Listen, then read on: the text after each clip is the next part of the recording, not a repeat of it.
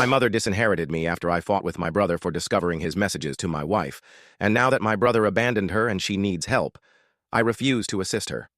I've always been the eldest son, the one who tried to keep the peace in the family. I did everything right, went to college, and got a stable job, and built a solid marriage.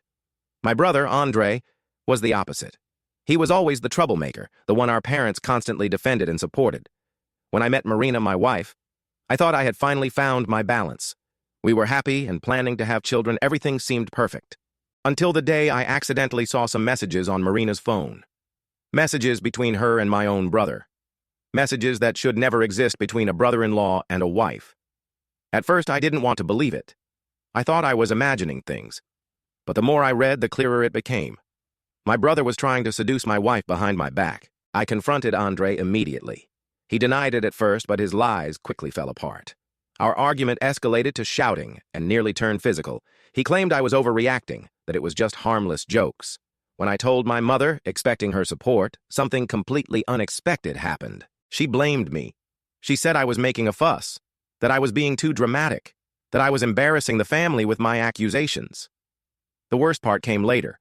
During a family gathering, my mother publicly announced that she was removing me from her will. She said I had shamed the family with my emotional instability, and that Andre was always the more sensitive son, the one who needed her support the most. I was devastated. Not because of the money, but because of the betrayal. How could my own mother take the side of someone who was trying to destroy my marriage? Marina and I decided to get a divorce. My brother's betrayal had shattered our trust beyond repair. And my family? They all took his side. Years passed. I completely cut ties with them. I didn't want to be part of that toxic environment anymore. I rebuilt my life far away from their drama. Last week, my mother called me. Andre had abandoned her. She was alone, broke, and needed help. She wanted me to take her in and support her. My response was simple and direct: no.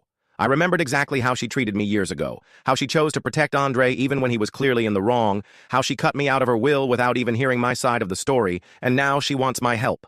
My compassion? No. She's reaping what she sowed. I stared at my phone for a long time after hanging up. The weight of my mother's voice, fragile and desperate, lingered in my mind. For years I had wished for some form of justice, for her to finally see the consequences of her actions. And now that it had happened, now that she was the one suffering, I should have felt some kind of satisfaction, but all I felt was emptiness. I had spent so much time resenting her, resenting Andre, resenting the past that had been stolen from me, that I wasn't sure who I was without that anger.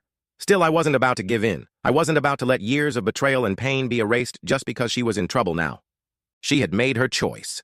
She had thrown me away like I didn't matter, like I wasn't her son at all. And now she wanted me to step in, to be the good, responsible son again, to clean up the mess that Andre had left behind? No. She was on her own, just like she had left me on my own. Days passed, and I pushed the phone call out of my mind, or at least I tried to. But then more calls started coming. At first, I ignored them. Then came the messages, some from my mother, some from relatives I hadn't spoken to in years. They all carried the same tone: remorse, regret, pleading. My mother was sick, they said. She was struggling. She had nowhere to go. She had learned her lesson. But had she? Or was this just another desperate attempt to manipulate me into fixing something that wasn't my problem? The doubt gnawed at me, but I refused to let it take hold. I had moved on. I had built a life without them. I didn't need to go back. But then, one message changed everything. It wasn't from my mother. It wasn't from my relatives. It was from Andre. The first time he had reached out to me in years.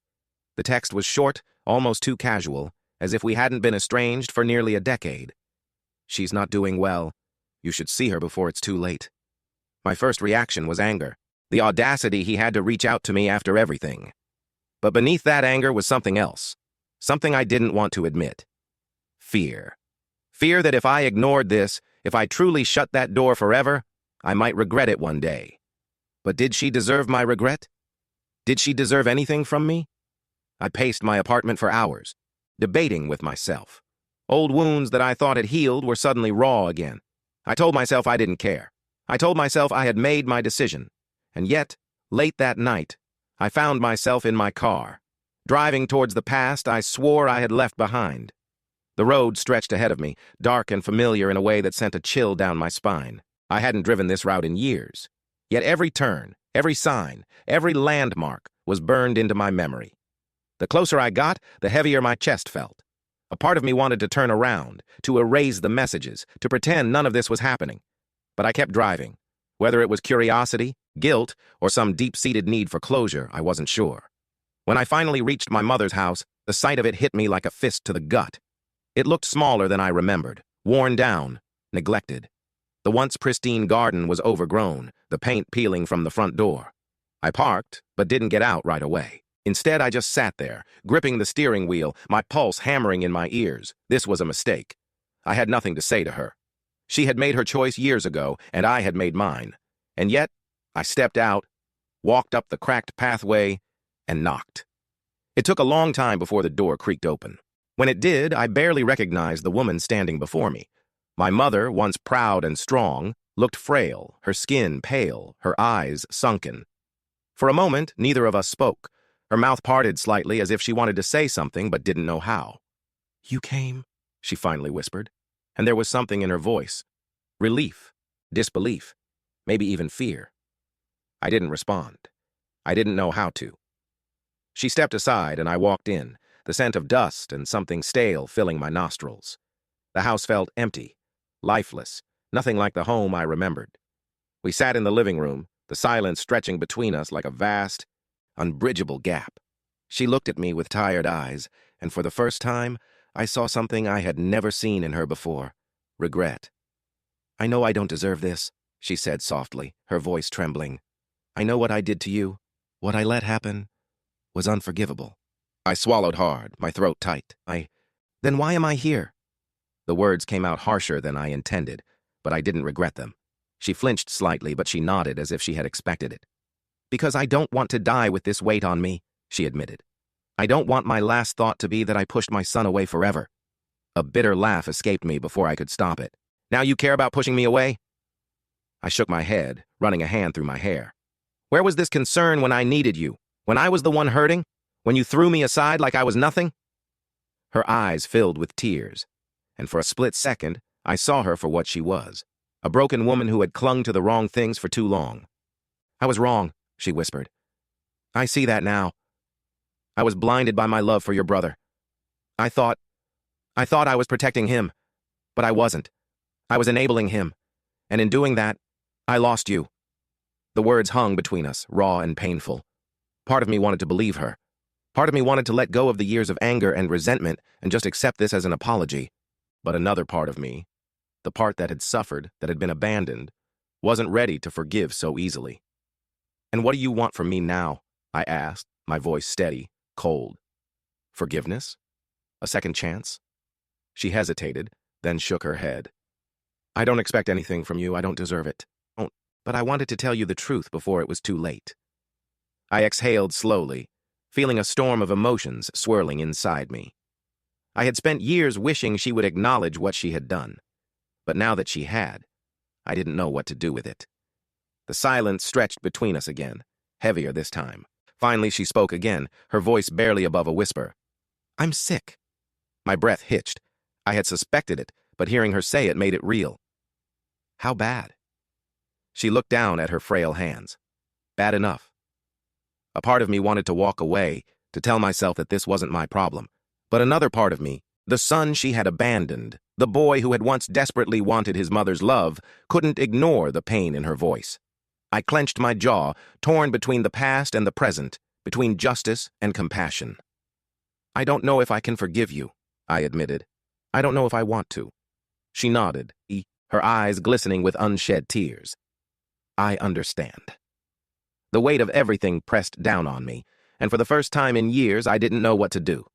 I sat there staring at her, at this woman who had once been an unshakable force in my life, the person who was supposed to protect me, love me, stand by me no matter what, and yet she had done the exact opposite. Now she was sitting across from me, broken, defeated, and I could feel the weight of her regret pressing down on both of us. I wanted to stay angry, to hold on to the bitterness that had fueled me for so many years, but there was something about seeing her like this that made it harder. I had imagined this moment so many times, played it out in my head, rehearsed the things I would say to her if I ever got the chance, but now that I was here, now that she was looking at me with those pleading eyes, all my carefully constructed words seemed meaningless. "How long have you known?" I finally asked, my voice quieter than I expected. She exhaled shakily, as if relieved that I wasn't walking out just yet. "A few months," she admitted.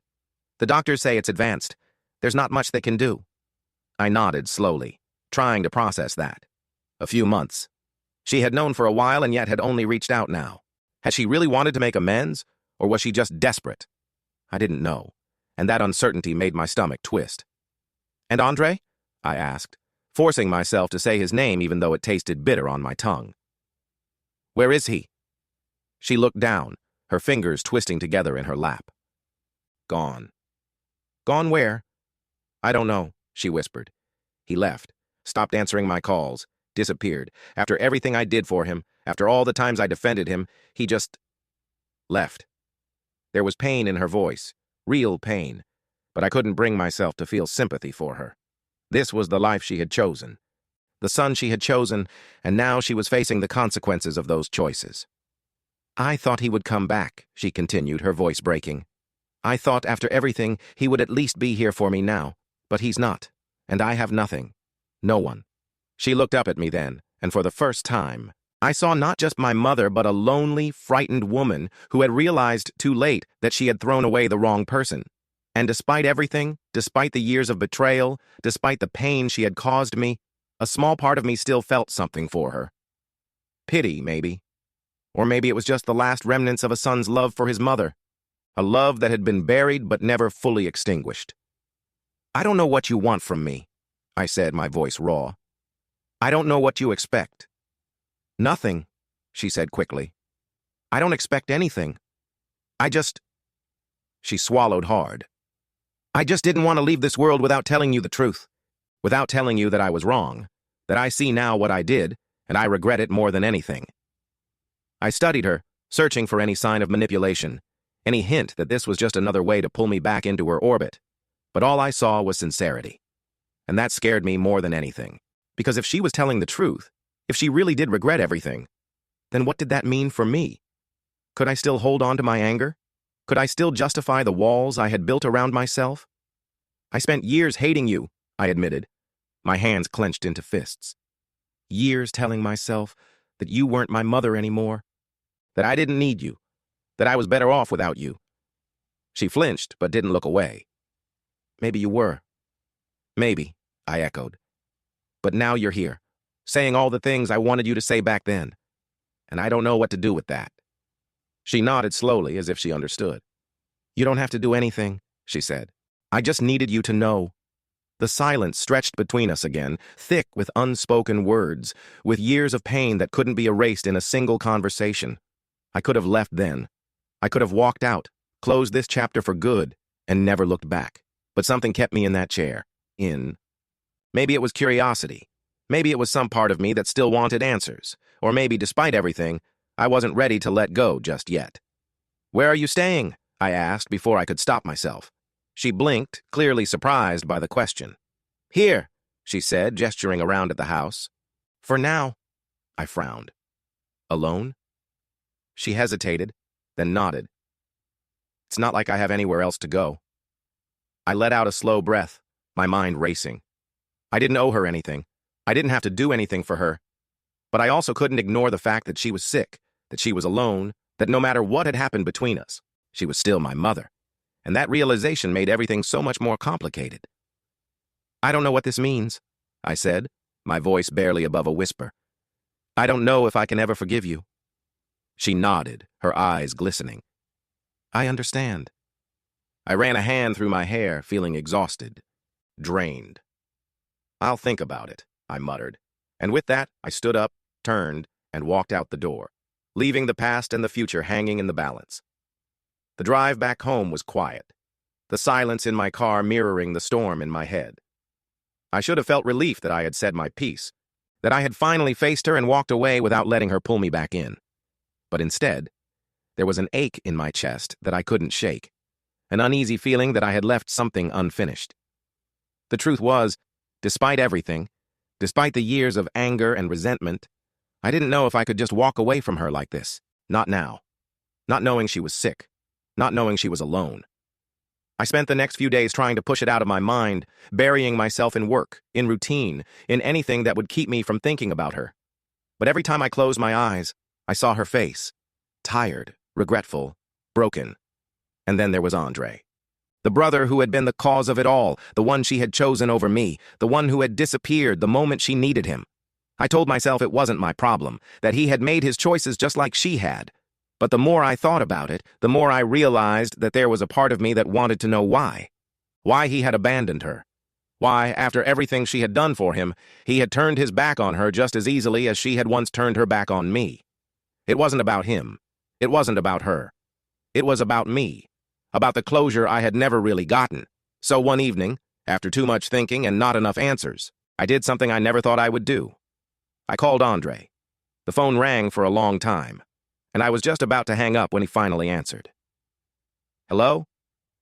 His voice was the same, too casual, too smooth, like nothing had ever happened, like we weren't strangers now, like he hadn't betrayed me. My grip tightened on the phone. It's me. A pause, then, wow, didn't expect to hear from you. I could almost hear the smirk in his voice, and it made my stomach churn. Yeah, well, I need answers. Answers? He let out a dry chuckle. Didn't think you cared. I don't, I snapped. Not about you, but Mom is sick, and she's alone, and I need to know why the hell you left her. Another pause. This one longer. When he finally spoke, his voice had lost some of its usual arrogance. She told you that? She told me enough. He sighed, and for the first time, I heard something in his voice that I didn't expect. Bitterness. She always liked to rewrite history, didn't she? That caught me off guard. What's that supposed to mean? He let out a slow breath. I didn't leave her, man. She pushed me away, just like she did to you. I frowned, not sure if I believed him. You expect me to believe that after everything? I don't expect anything from you, he said, but I'll tell you the truth, and you can decide what to do with it. I stayed silent, waiting. After you left, he started, his voice quieter now. Things weren't the same. She tried to act like everything was fine, like you never mattered. But I knew. I could see it in the way she talked about you. Like she was trying to convince herself that you were the problem, not her. And for a while, I went along with it. Because that's what I always did, right? I played the role she wanted me to play. His voice grew sharper. But then I realized something. It was never about me. Not really. It was about control. About having someone who needed her, who depended on her. And the second I stopped being that person, the second I started pushing back, she turned on me too. Just like she turned on you. I stared out the window, gripping the phone tighter. So you left? Yeah, he admitted. Not all at once, but I stopped answering her calls as much. Stopped showing up every time she needed something, and then one day, she just stopped trying. She cut me out, just like she did to you. He let out a bitter laugh. Guess we were both disposable in the end. I didn't know what to say to that. I had spent so many years believing that Andre had been her favorite, that he had won, that I had been the one cast aside while he got everything. But now I wasn't so sure. So what now? I asked. She's sick, Andre. She doesn't have anyone. He hesitated. And you think I should care? I clenched my jaw. I don't know what I think. Well, I do, he said. I think she made her bed. And now she has to lie in it. The words were sharp, but there was something underneath them, something like hurt. And what about you? I asked. You just disappear forever? Maybe, he said simply. Or maybe I just don't want to be part of this anymore. The line went quiet, and for a moment I thought he had hung up, but then he spoke again, softer this time. I know you, man.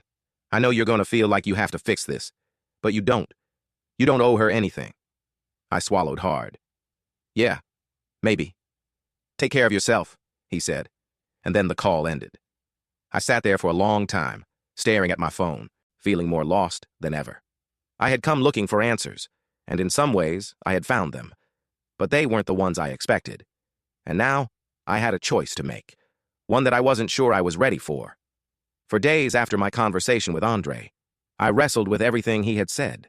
I wanted to believe that I had finally cut myself free from the past, that I didn't owe my mother anything, that I had every right to walk away without looking back. But the truth was, despite everything, I couldn't ignore the fact that she was dying. No matter how much pain she had caused me, no matter how many years had passed, she was still my mother. And something inside me, maybe the last remnants of the son I used to be, couldn't just let her face the end alone. So, against every instinct screaming at me to stay away, I went back. When I knocked on her door, she looked genuinely surprised to see me. Her illness had taken a toll. She was thinner, frailer than before, her face lined with exhaustion and something that looked like shame. "You came back," she said, her voice barely above a whisper. I did. She stepped aside, letting me in, and for the first time in years, I crossed the threshold of the house that had once been my home. The air was thick with unspoken words, but I didn't know how to start. Instead, I set down the bag of groceries I had brought. Small things. Easy-to-make meals, some medications I had looked up that might help her feel better. She stared at the bag, then at me, and her eyes filled with tears. "You didn't have to," she said. "I know," I replied. And I did know. I didn't owe her anything. But I wasn't doing this for her, I was doing it for me. Because holding on to hate for so long had only exhausted me, had only kept me tethered to a past I no longer wanted to define me. So I stayed. At first it was awkward. We didn't know how to talk to each other, how to navigate the broken pieces of what used to be a mother and son relationship. But slowly, bit by bit, we found a rhythm. I helped her with the little things she struggled with, cooking, cleaning, getting to doctor's appointments, and she, in turn, started to open up in ways she never had before.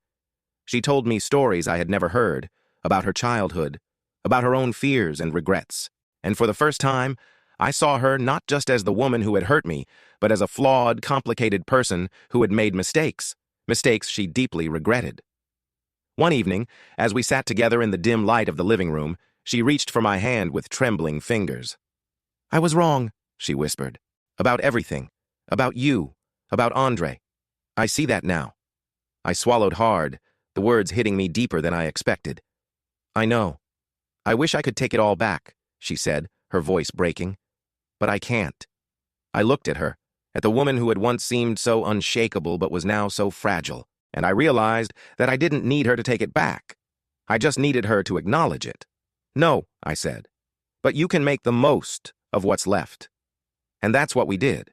In the months that followed, I became a part of her life again. Not in the same way as before, not with blind trust or naivety, but with cautious steps towards something new. It wasn't perfect. It never would be. But it was real. And that was enough. As for Andre, he never came back. I tried calling him once more, but he didn't answer. Maybe he was too far gone, too lost in his own demons. Or maybe he had made peace with walking away. I didn't know. And for the first time, I realized I didn't need to. I had spent so long searching for answers, for reasons, for justice. But in the end, all that really mattered was what I chose to do with my own life. And I chose to move forward. When my mother passed, she wasn't alone. I was there, holding her hand, letting her know that despite everything, she had found forgiveness in the end. And as I walked away from her grave that day, I felt something I hadn't in years. Peace. Real, deep, unshakable peace. It wasn't about forgetting the past. It was about accepting it and choosing to live beyond it. And that was the happiest ending I could have ever hoped for.